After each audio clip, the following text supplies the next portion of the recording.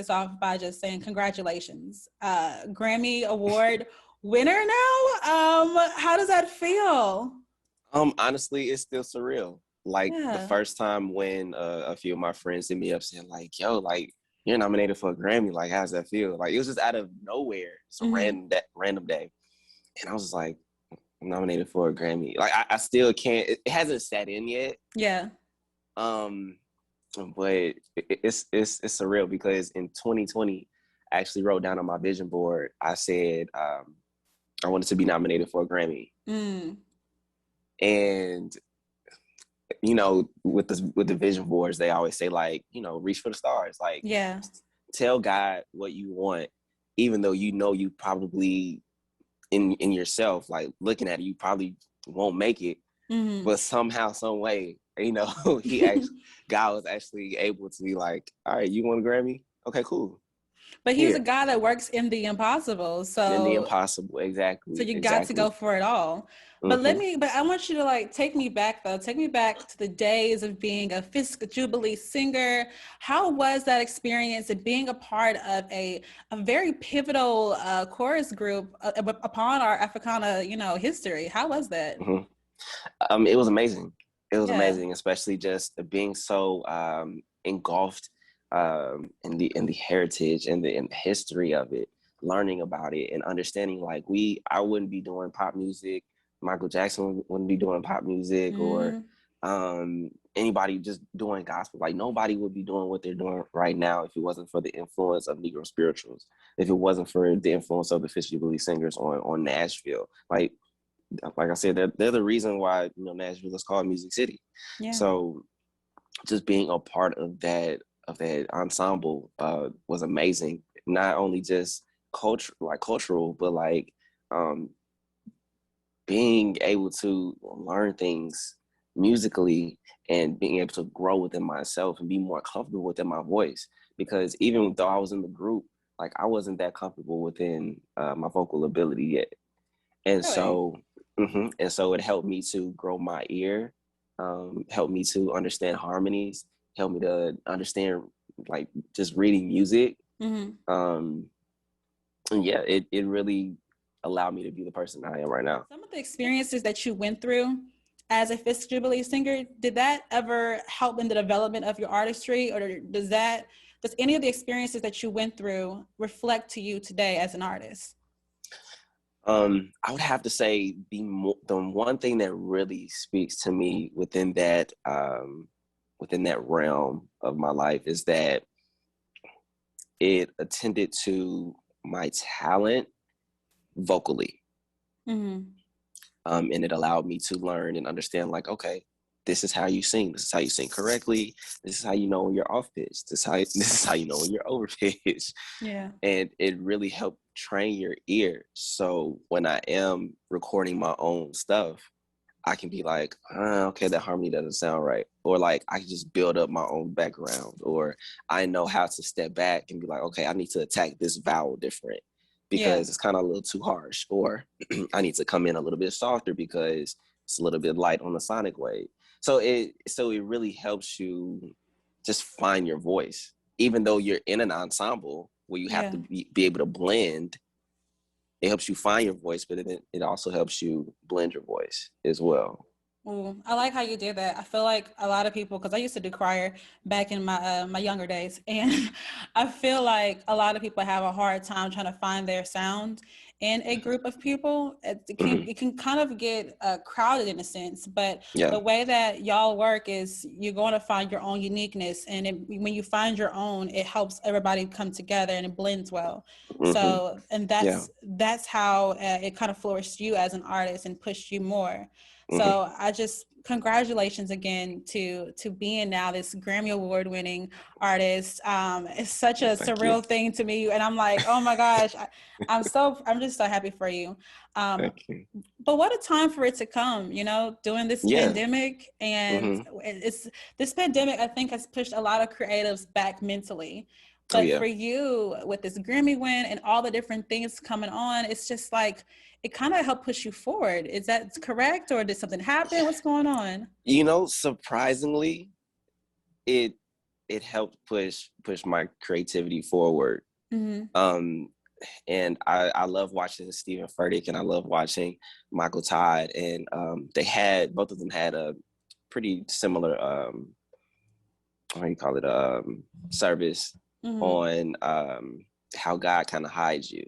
Ooh. He hides you until he's like, okay, you're ready. You can take that next step. And so I've always been finding myself in this kind of like hiding period. You know, as many times as I post and I just want to be creative, like there was never really a set goal. I was just doing something that just made me happy in the midst of the pandemic. It's like, okay, I'm not feeling music right now, but you know, I'm still going to share my gift. I'm still going to show some type of creativity. And within that, God was able to be like, okay, he's getting that. He almost gets it. Let me gift him a little something. Right. And so that's why I just found myself just in all things you have to prepare.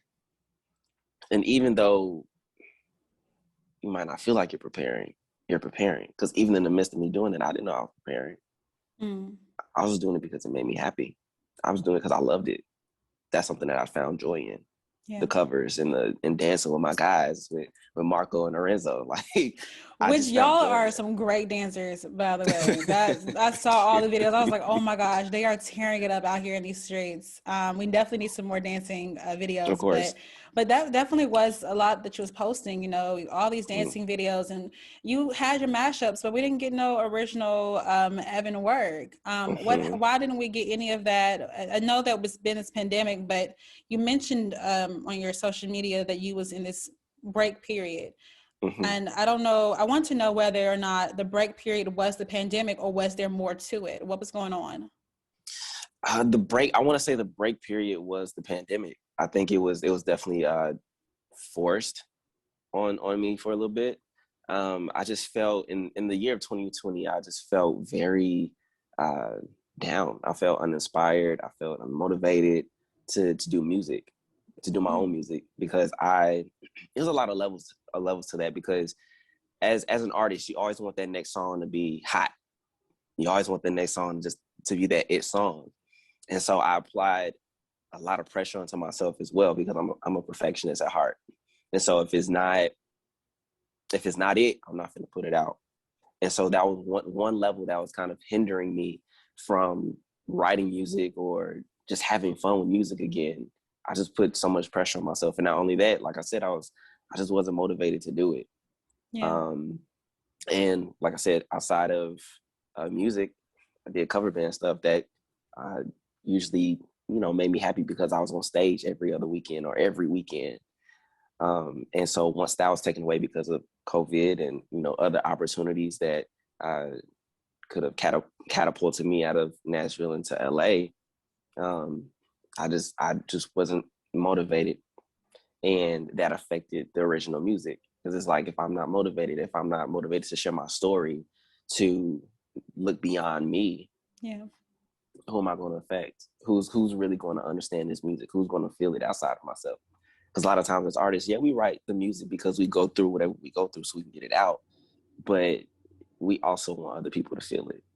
True. And if I don't feel it, I'm not writing it.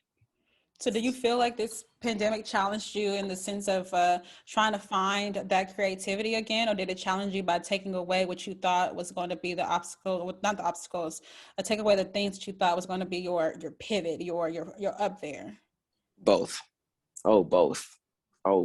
And when both of those were challenged, it definitely took me in a deep place. I was a bit depressed for a little minute, just trying to figure out, okay, and asking the Lord, like, okay, Lord, like, what am I going to do? But like, what's next? What's next? So so thank God, within the midst of the pandemic, I was able to, you know, work for BMI. So it was never I had no want or need for anything. Thank God. Yeah. But yeah, like both of those were hit hard. So what brought you out? What brought you to that light again? What brought me to the light? What brought me to the light? I believe what brought me to the light was really just sitting down and trusting God. I had, you know how we always say, you know, we always say like, oh yeah, I love God, you know, I have faith in God, da, da, da, da. And it's really, it gets tested real quick. And I noticed within that time, like, yeah, I said that, but it's like, how much do I really trust him? How much do I really have faith in him? Yeah. And within that moment, it was tested. And that's when I was like, okay, Lord, I hear you. My hands, I'm throwing everything in the pot. I'm not caring about it anymore. Whatever you want to do. And within that, I found my way through in the moments whereas like F.O.M.O came out of it. I started writing that, I think maybe at the end of November. And the story of F.O.M.O came from that.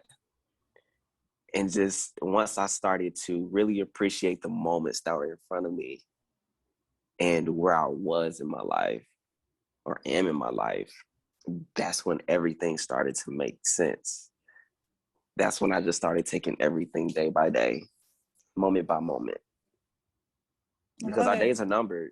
Yeah. So why are we anxious to get to that next thing? Like, enjoy what's in front of you, because what's in front of you is helping you get to that next thing. And let's talk about F.O.M.O, because F.O.M.O, it came out 7 months after your last single, which is a little bit of a pause, but we already talked about it. I'm not gonna be mad about it anymore. I was like, what is happening with Evan? I love the music, the mashups, but what the world? Yeah. And you know, we get F.O.M.O, fear of missing out, you know, and when I was listening to it, it was kind of like fear of missing out on her. Is that the thought process? What's the story behind F.O.M.O? Who is she, and where is the whole chapel and wedding bells? What's going on? so F.O.M.O actually came from both of our stories, and I just kind of mashed them together. Okay. So I met her in 2017. We met at Nashville Life, CC Winer's church, here in Nashville, and yeah, so the first time I saw her, I said, like, I didn't know her name. She was walking up the aisle, and I was like, dang, who is that? And you know how some people just like, yo, like, that's my wife. Yeah. And, you know, I'm still putting that in there. I'm still friend on that. But like the first, the first image of her I saw, I was just like, that's it. Yeah. And it took me, I want to say 2 or 3 months to like actually meet her. Because of course, me, like I said, I'm a perfectionist. So like, I want that first initiation of conversation to be the most impactful, you know? Yeah. And so I was like, all right, well, shoot, let me find on the gram. Let me slide in the DMs. Oh my gosh. This new school of dating. I'm gonna find her in the DMs. let me find it. And so that, I want to say that first week I couldn't find her. And I was like, oh, dang, okay, cool. And so, wait, where were you looking up? Were you looking up girl from the aisle of Cecil? What were you looking up?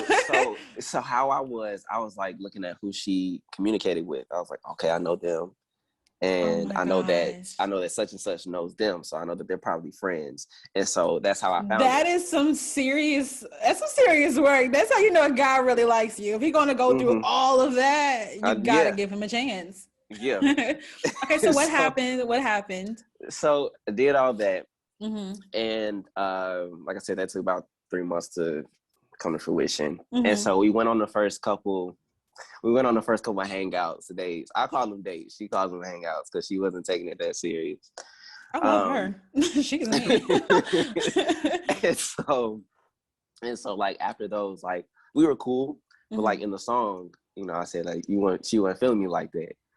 So I think after like those maybe a couple of weeks, we just started almost talking like every day. We started hanging out every day, and we became like actually real friends without any type of physical, you know, interaction. It was just really just us learning each other and trusting each other, learning how to trust each other, learning how to love each other without, you know, anything in between. No friends with benefits, nothing. It was just so natural. And of course, during that time when while we were like just being friends and being cool, I was also dealing with stuff too with another person.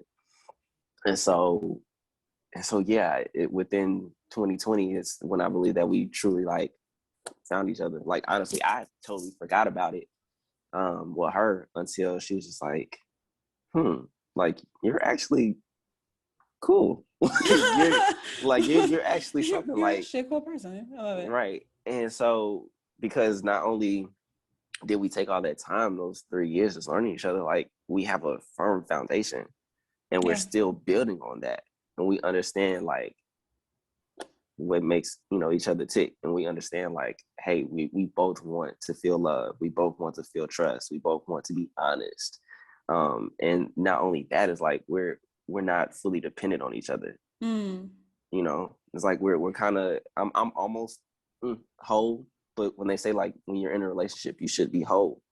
Yeah, you should be. Like, it shouldn't be like, oh, that person fills you up. It's great to say, yeah, that person is your other half, but at the end of the day, you still have to be you. So that's where I found like our balance. It's like we both appreciate each other to the point where it's like we can let each other do what we need to do and come together. I remember listening to your older music, like Dirty, and listening to what's it called, Tears, and I'm like, here's F.O.M.O. So we're in a serious relationship from being not, I don't want to say sexually out there guy, but you had your fun with those songs, and now you're with F.O.M.O. It was just a complete change, and it's so apparent on your face. So you seem really excited. I feel like it was more of a complete change of honesty. Honesty. It was a complete change of honesty for myself. Not saying that Tears wasn't honest. Tears was very honest. Making Mind Up was honest. Making Mind Up was more fun. But F.O.M.O F.O.M.O is just more honest. And I pride myself in F.O.M.O because I feel like I'm going in the right direction now. Whereas with Tears, it's like I was writing it and I was like, oh, I need a sexy joint. I need a sexy joint. And so I wrote the sexy joint. But it wasn't something that was just like, I feel this in my heart. It was like, no, I'm writing this to please the ear instead of writing something that was honest and I loved. like I would personally say, like, I love F.O.M.O. It's a great song, and you can hear the vulnerability in the song. Like the other songs, you can hear the move, the motive and mood that you were in, but in F.O.M.O, it's just like there's a sense of I'm going all in, and though it's a little scary, who knows what's going to happen? It might be something that I need. I'm wondering, like, okay, are we going to talk about how you are personally challenged when you have to be in a duo with somebody? Like you said, when you're by yourself and single, you're dependent. But when you come together with somebody else, you have to. So I'm excited. Yeah, and that was hard for both of us. Yeah. Because like I said, I was coming out of my little situation, and and I was challenged mentally.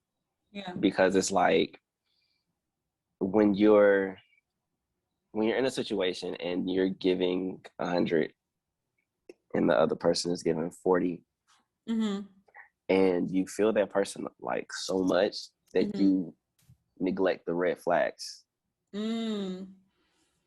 It, for the next person, it makes it difficult for you, because even though you put yourself in that jail,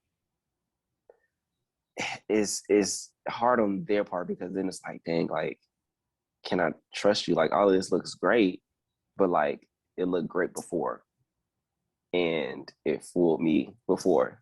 So I was kind of in before we hopped into it, I was kind of in a fool me once, fool me twice type of mindset. And so I almost didn't jump in because I thought of all the reasons why I shouldn't have. And like I said, it just took God to be like, look, bro, you ain't got to make a decision right now. I just need you to be in it. I just need your focus to be in it. So is that what we're about to get more of when it comes to the new music from you? Yeah, Yeah, you're definitely going to get a little bit more of that, but you're also going to get a little bit more of what she took me out of. Okay. Okay, so Um, it's gonna be a mixture of it. it's going to be a mixture of, you know, a little heartbreak, a little I won't say FU, but Oh, okay. I just you know, yeah. we go through things. People upset us. People piss us off, And we had to write music about it. I got and it. we I have to got write it. music about it. I'm an That's artist, perfect. That's and I'm perfect. sensitive about my. But I think that it's the tragedies, the celebrations, and the people that the in-depth soul of us that makes good music. So Yeah. as long as you are lyrically sound in your stuff and we all can get it, then it works. So I'm super excited for the new music. F.O.M.O is definitely one of my favorites. I think I've listened to it entirely way too much at this point now because I know every lyric, I know every part. Oh, thank you. But I do hope that we have a duet coming soon with you and Lauren McClinton. Is that a thought process you've had? It's a thought. I've actually been leaning more towards Bella Moon. Oh, okay, Yeah, okay. I want to definitely get back in the studio with Bella. Cannot wait for more. So, how can we collab with you more, connect with you more? How can we get more of you? Yeah, of course. You can always follow me on Instagram. That's Evan Acklin 1. It's EVANACKLIN 1. You'll follow me on Twitter. It's the same thing. You can find me on SoundCloud. Just type in Evan Acklin. You can find me on Apple Music, Spotify. Everything is Evan Acklin. So if you just want to put it in Google and let everything just, you know, pop up for you, Pop up there for you you. go. If I'm doing too much, let me know.